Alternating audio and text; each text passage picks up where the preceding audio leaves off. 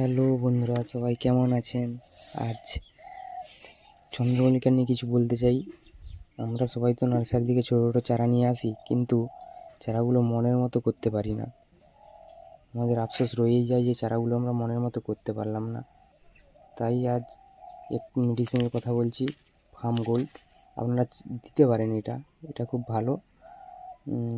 লিটারে তোমরা 1 গ্রাম করে দিতে পারেন ওষুধটা, দিয়ে স্প্রে করতে। ফার্ম গোল্ড গাছের বৃদ্ধি ঘটায়, শিকড়ের বৃদ্ধি ঘটায়, চারাকে সবুজ করে, গাছের রোগ প্রতিরোধ ক্ষমতা বাড়ায়।